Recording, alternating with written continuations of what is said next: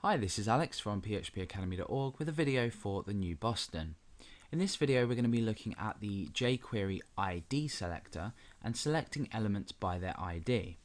So let's go ahead and first of all create an element on our page. I've already got selectors.js attached to my page or included in my page, and we're going to be writing some code in here to return a value from a particular element by its ID. So let's go ahead and create, for example, an input field,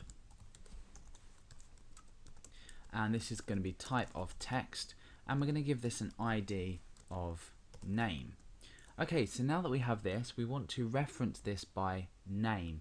We've given it the ID of name, therefore we can uniquely reference this as an ID.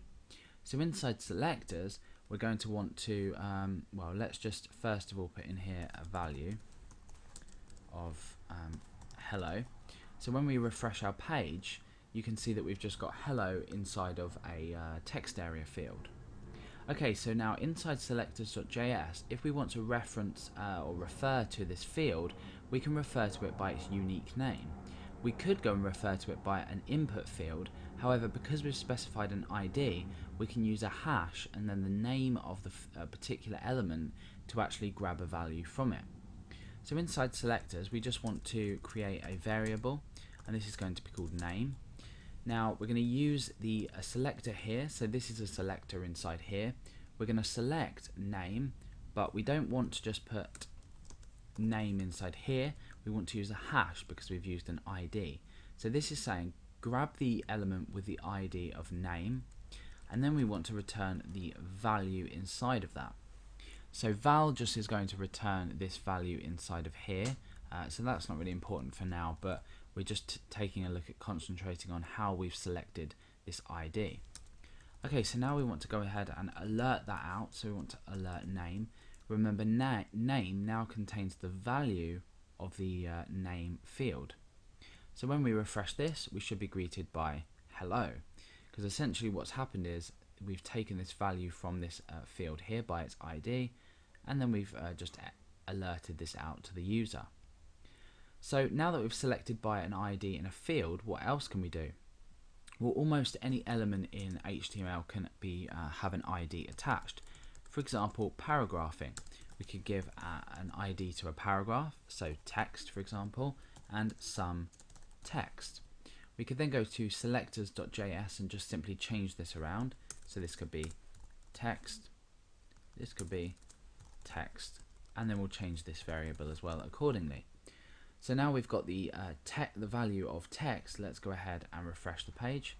Oh no, sorry, we also need to change this here. We need to grab the text from this. So this essentially takes text from inside the paragraph, and we're referencing the paragraph as hash text because we've called it text just here. Let's go ahead and refresh. You can see that we've got some text in an alert field. So with regards to the ID selector, you can give an ID to almost every element in HTML. You can give an ID to images, fields, paragraphs, spans, divs, absolutely anything. So if you're writing code inside this file or inside any file in an external JavaScript file, you can use this to reference each element. So this is shown more commonly in an example such as an input button.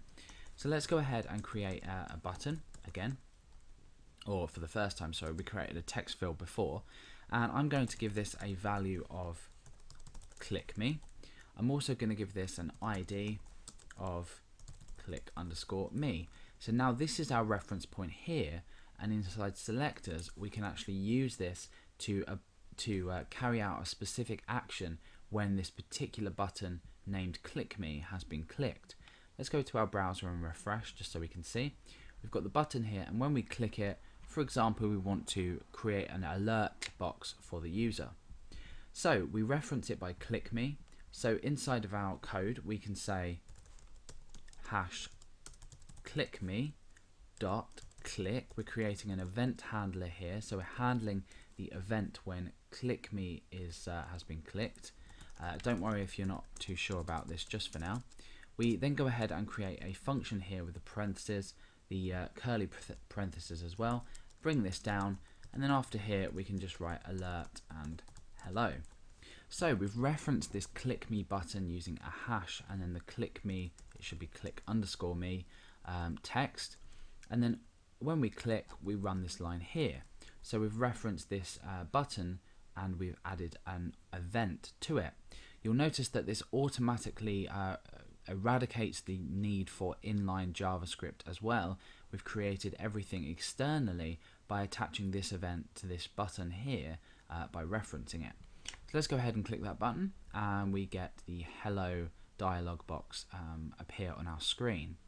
So that's essentially how we would reference, we would use a jQuery selector to select a field or an element, sorry, by its ID.